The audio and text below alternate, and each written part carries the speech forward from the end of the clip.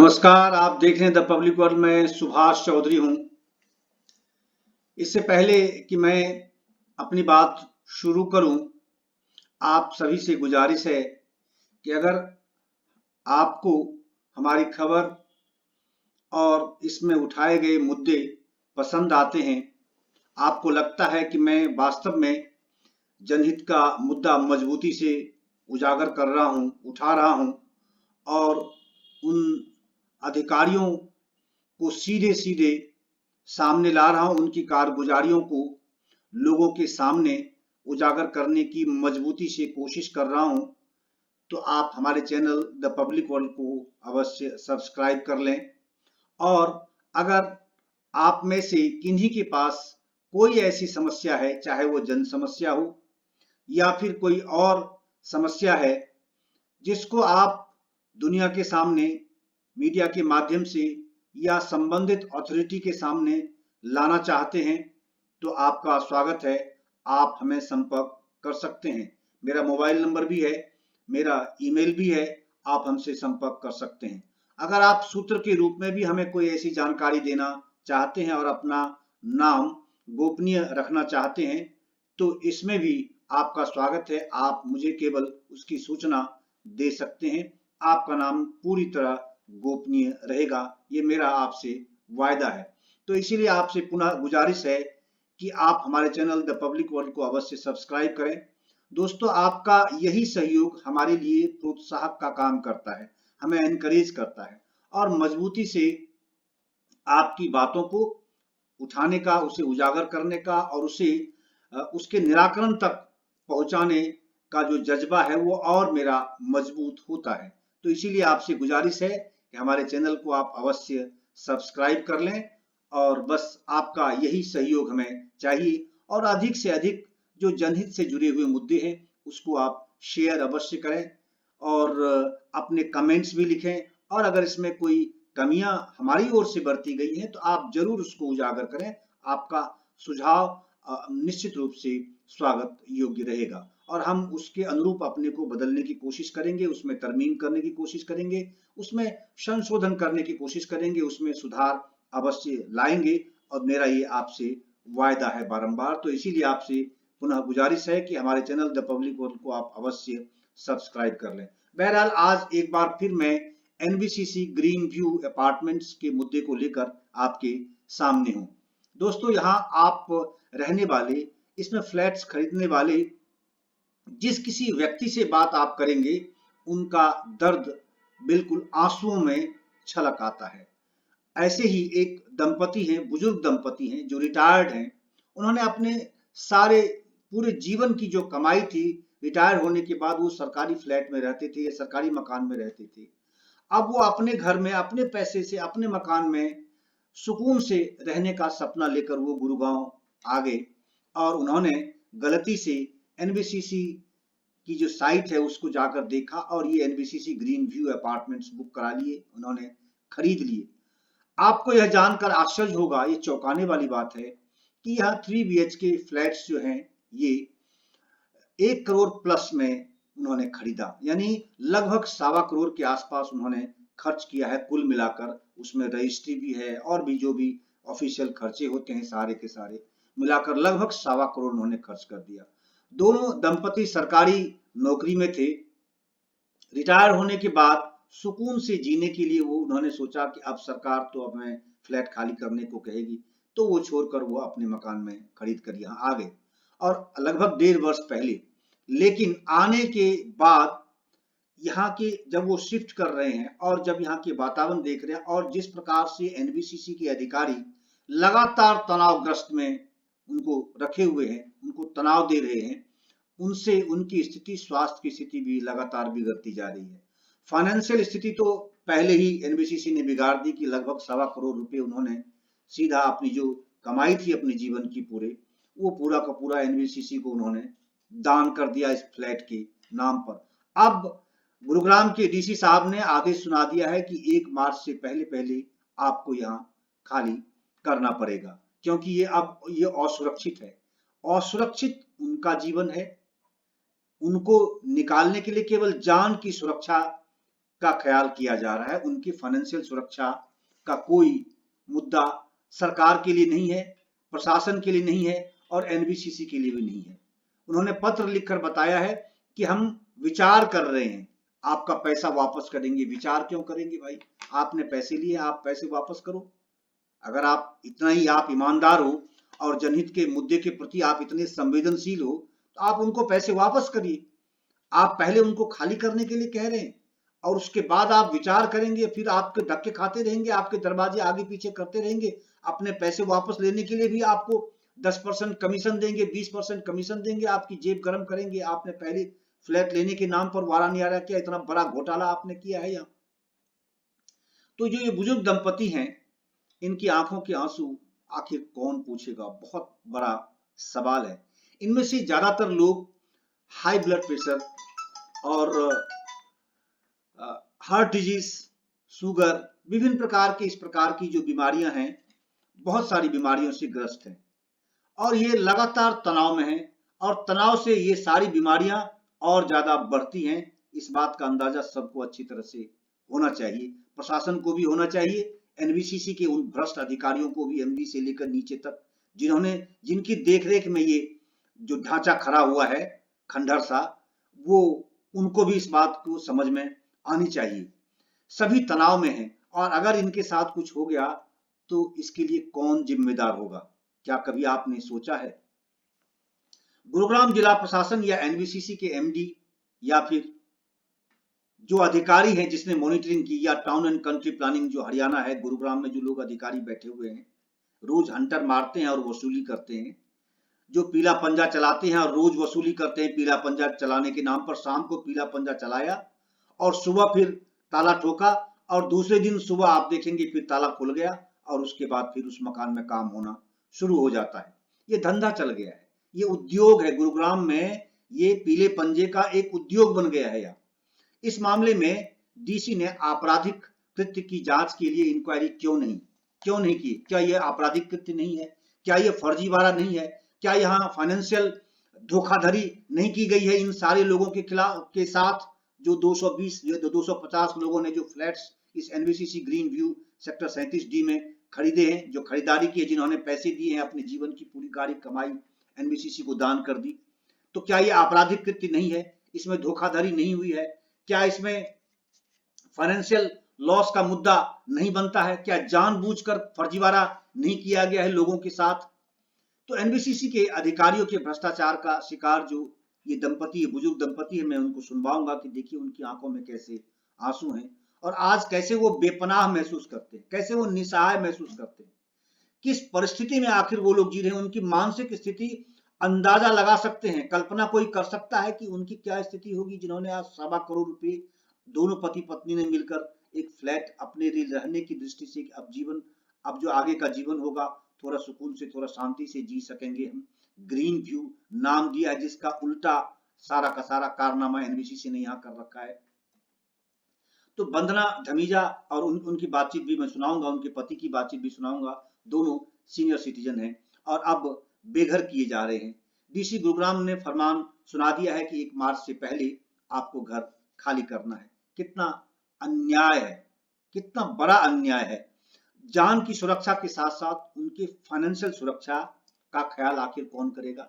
इस पर क्यों नहीं विचार किया गया? इन्होंने जो 1 करोड़ प्लस यानी 1.25 करोड़ के आसपास जो फ्लैट लेने के लिए खर्च किए, उसकी भरपाई कब और कैसे होगी? इसका भी उसी मीटिंग में नतीजा निकलना चाहिए था, उसी मीटिंग में, या फिर दूसरे दिन दोबारा फिर आप डिप्टी कमिश्नर साहब मीटिंग बुलाते और फिर आप इन चीजों को बैठाकर आप तय कर देते, उसी दिन डेट तय कर देते कि 15, अगर आपने 1 मार्च को खाली करने का समय तय कर रखा है तो 1 मार्च से पहले आप इनके खाते में विद इंटरेस्ट जो भी पैसा वो मांग रहे हैं उनकी भरपाई, उनके मेंटल एगोनी, जो उनको मेंटल हैरासमेंट मिला है, जो तनाव से वो गुजर रहे हैं और जितने पैसे अब तक वो अनावश्यक खर्च कर चुके हैं, उस सारे पैसे विद इंटरेस्ट उनके अकाउंट में डाल दो। 1 मार्च से पहले वो लोग खुशी खुशी खाली कर देते। ये व्यवस्था होती है, ये न्याय की प्रक्रिया होती है। ये अन्यायपूर्ण तरीका 1 मार्च से पहले खाली कर दो, अन्यथा फोर्सफुली हम खाली कराएंगे। यही जमाना, यही लोकतंत्र है। क्यों? अधिकारियों के पास, ब्यूरोक्रेट्स के पास पावर है, वो अपने पावर का जबरन उपयोग करते हैं। जनहित उनके लिए कुछ नहीं होता, जनहित को वो हमेशा अपने जूतों से कुचलते रहते हैं। जब 15 दिनों में घर खाली कराने को कहा गया तो इतनी ही अवधि में उनके पैसे वापस करने की व्यवस्था क्यों नहीं दी गई? क्यों आपने कहा कि 1 महीने के अंदर खाली करने के बाद ये बातें कही गई? क्या ये न्यायपूर्ण तरीका है? कोई भी कानून का जानकार या व्यावहारिक दृष्टिकोण अपनाया गया है इस मामले में? ये आदमी सोच सकता है, ये विश्लेषण आसानी से कर सकता है। एक मूर्ख व्यक्ति भी इस बात को समझ सकता है कि जिस अधिकारी ने या जिन लोगों ने ये निर्णय लिया है, उन लोगों के बारे में क्या ये न्यायपूर्ण, ये तर्कसंगत निर्णय है क्या? मीटिंग की एनबीसीसी के एमडी खाली हाथ आए। कोई योजना उनके पास नहीं कि आप क्या विकल्प उनको देने जा रहे हो। उनके पास कोई वैकल्पिक योजना होनी चाहिए थी जो आप उनको तत्काल उसी मीटिंग में सुझाते, उनको देते और वही एग्रीमेंट होता दोनों के बीच में। चाहे आप लिखित ही एग्रीमेंट कर लेते, आप भी उसके लिए भी डेट तय करते, इस तारीख को इनको पैसे वापस करो और इस तारीख से पहले पहले ये खाली करेंगे ये। और अन्यथा अगर ऐसी बात नहीं है और एनबीसीसी के पास पैसे नहीं है, सारे पैसे ये खा गए, लूट लिए, सारे के सारे पैसे लूट लिए इन्होंने, सब अधिकारियों ने अपने घर भर लिए उनके पैसों से, तो फिर आपके पास अगर पैसे लौटाने के लिए नहीं है, जाहिर है क्योंकि आपने इसमें कम से कम 600-700 करोड़ रुपए एनबीसीसी ने इसमें बैंक से लोन लिए होंगे इस प्रोजेक्ट के नाम पर, ये वारा न्यारा किया होगा, सारे पैसे मिट्टी में इन्होंने मिलाकर इस खंडर में गाड़ दिए और खुद अपने घर बनाए होंगे, चमचमाए होंगे इन लोगों ने। तो इनको फिर जब आपने नोटिस दिया तो आपने पैसे के बारे में इसमें क्यों नहीं विकल्प दिया क्या कि इतनी तारीख तक हम आपको ये पैसे वापस करेंगे, आप आइए और आपके साथ एग्रीमेंट होगा और आपको हम वापस कर देंगे ये पैसे। जो बुजुर्ग अपने पूरे जीवन की कमाई एनबीसीसी को देकर निहत्थे और निसहाय हो गए हैं, उसका क्या होगा? उसके बारे में आपने क्या सोचा? यह अन्याय क्यों कर रहे हैं? डीसी साहब ने एनबीसीसी एमडी के से उसमें अगर मान लीजिए एनबीसीसी के पास ये पैसे नहीं है अभी तत्काल देने के लिए, तो एनबीसीसी अगर किराए पर ही इन लोगों को भेजना चाहते हैं, वाकई माकूल, अगर गंभीर हैं और संवेदनशील हैं वास्तव में जनहित के प्रति, तो डीसी साहब को, एनबीसीसी को यह कहना चाहिए था कि आप ये लोग कहां जाएंगे किराए पर ढूंढने के लिए मकान अभी तत्काल? आप एनबीसीसी ये व्यवस्था करे, कोई फ्लैट पूरी एक बिल्डिंग, गुड़गांव में बहुत सारी बिल्डिंग ऐसी खाली पड़ी हुई बने हुए हैं, रेडी टू मूव है, आप उस पूरी बिल्डिंग को एनबीसीसी खुद एग्रीमेंट करके किराए पर ले ले और इन सारे परिवारों को वहां शिफ्ट कराए और किराए का भुगतान, जब वो कहते हैं कि मैं किराया वहन नहीं करूंगा, तो किराया मांगने के लिए रोज इनके दरवाजे खटखटाएंगे, रोज इनके चक्कर लगाएंगे, उसका भी कमीशन इनको 10% किराए का भी देंगे एनबीसीसी के अधिकारियों को। क्या डीसी साहब आप ये चाहते हैं? क्या जिला प्रशासन के अधिकारी या जो टाउन एंड कंट्री प्लानिंग के अधिकारी हैं, क्या आप ये चाहते हैं कि हर कदम पे कमीशन इन लोगों से लिया जाए जो लूट चुके हैं, जो बर्बाद हो चुके हैं? ये चाहते हैं आप?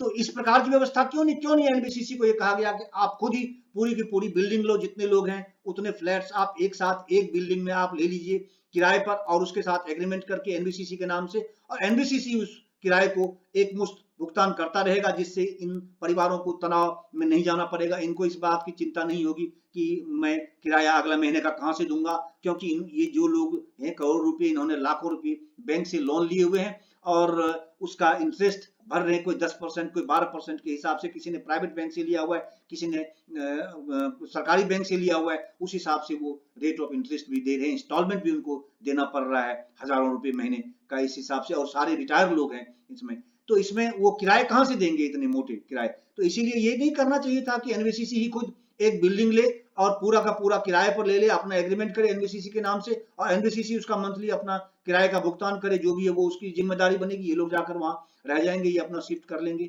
इस तरह की व्यवस्था।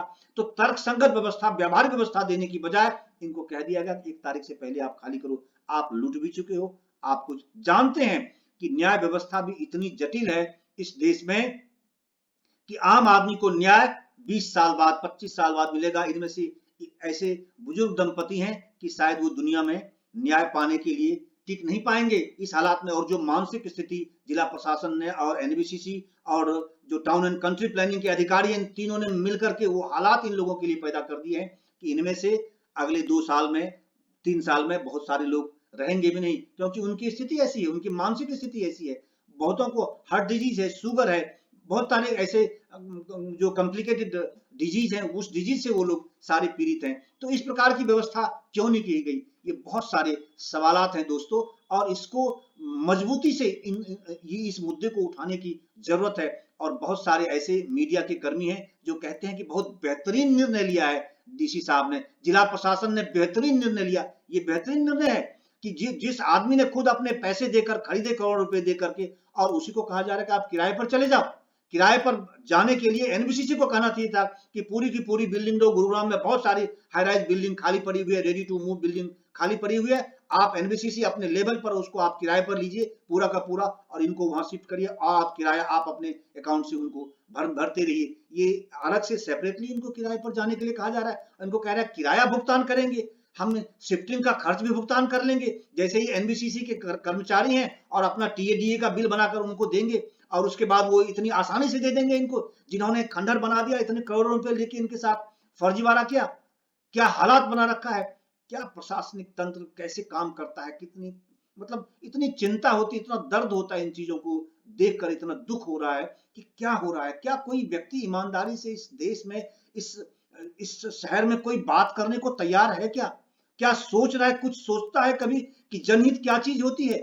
एकदम से उसको कूड़े में तब्दील कर दिया है। बिल्कुल इस प्रकार की चिंता को, ऐसी मानसिकता है। संविधान के सारे प्रावधानों को ताक पर रख करके अधिकारी अपने जैसे मर्जी वैसे आदेश दे डालते हैं, और मौखिक, कोई लिखित नहीं, क्योंकि लिखित देंगे तो वो फंसेंगे कानूनी तौर पर।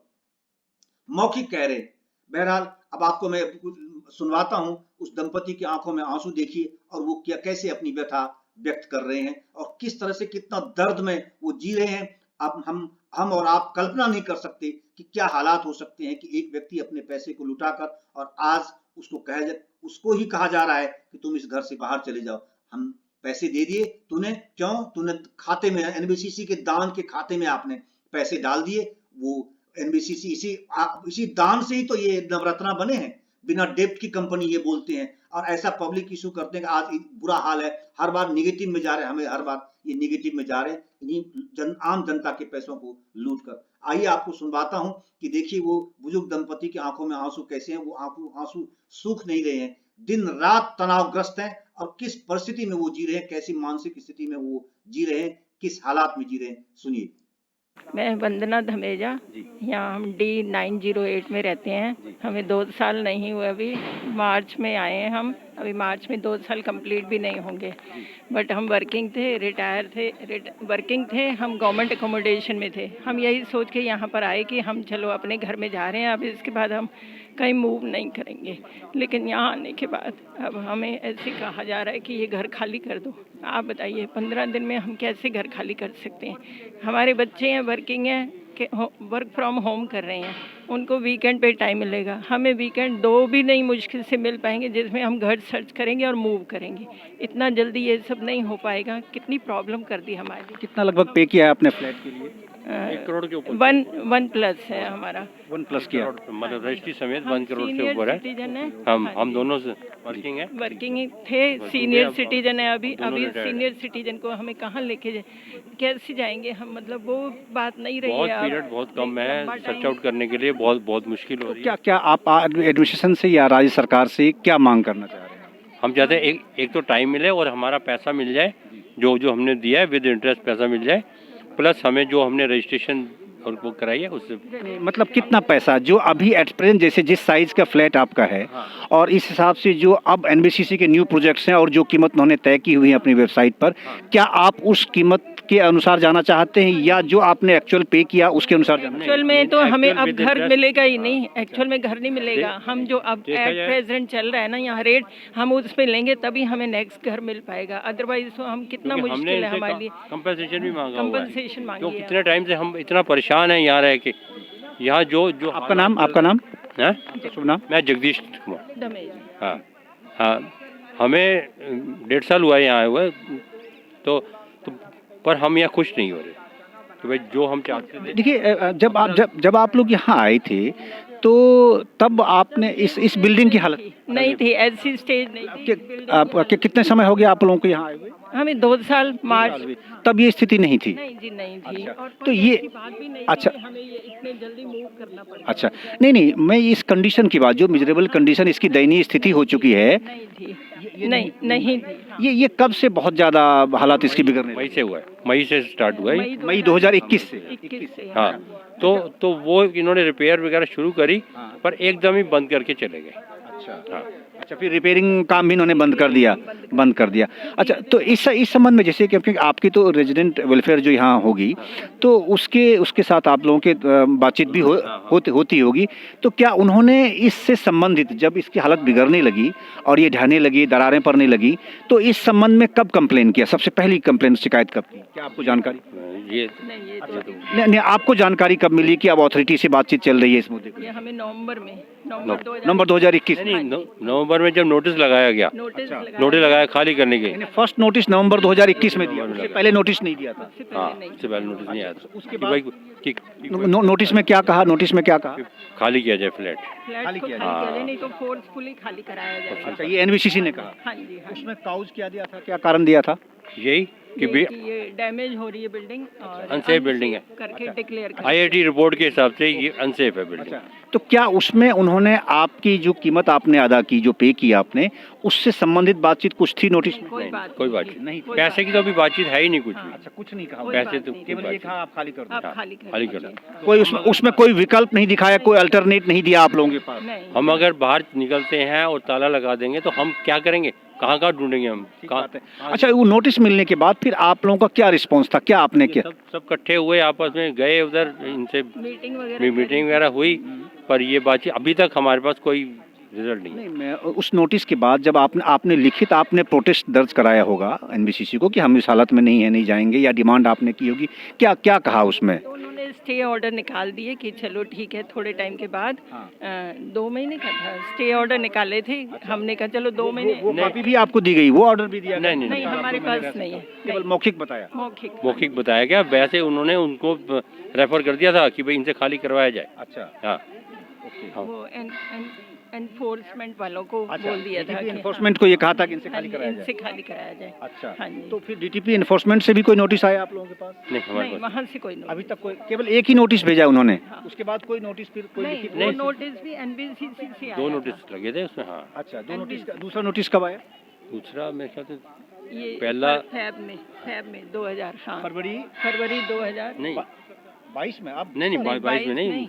नवंबर के साथ ही आया था, थोड़े दिन में आया था। अच्छा, नवंबर के बाद। कोई मीटिंग वगैरह इनकी चल रही थी आपस में, बाकी हमें वहाँ की मीटिंग हमें नहीं पता क्या। उस नोटिस में भी बिल्कुल सेम वही लैंग्वेज था, सेम लैंग्वेज। और कोई पेमेंट के बारे में कोई बातचीत नहीं थी, कोई विकल्प के बारे में कोई जानकारी नहीं दी गई कोई थी। डिटेल नहीं थी उसमें। हाँ जी। तो अब जो है, अब ये क्या, ये एनबीसीसी 15 दिन बहुत कम है पीरियड, हाँ, सबसे पहला पॉइंट। ठीक। और हमारे पैसा वापस किया जाए जो विद इंटरेस्ट, और हमारा कंपनसेशन साथ दिया जाए, और प्लस जो हमने रजिस्ट्री कराई है वो हमें पैसा मिले, तो हम कहीं सर्च आउट करेंगे और ढूंढ के कंपनसेशन आपने क्या उसकी रेटिंग की कंपनसेशन मांगे। हाँ, कि भाई हमें जो मेंटली हरासमेंट हुआ है इतने टाइम से, वो और सर्च आउट करेंगे तो उसकी हम कंपनसेशन। इस मुद्दे पे कल की मीटिंग में आप थे वहाँ? कल में मीटिंग। अच्छा, तो क्या आपने ये कंपनसेशन वाली बात की थी? ये मेरे को पता नहीं, आगे जो लोग बैठे थे उनसे। अच्छा, इस पे कोई बात उस तरह की नहीं थी। ओके, ठीक है, थैंक यू। हाँ जी सर।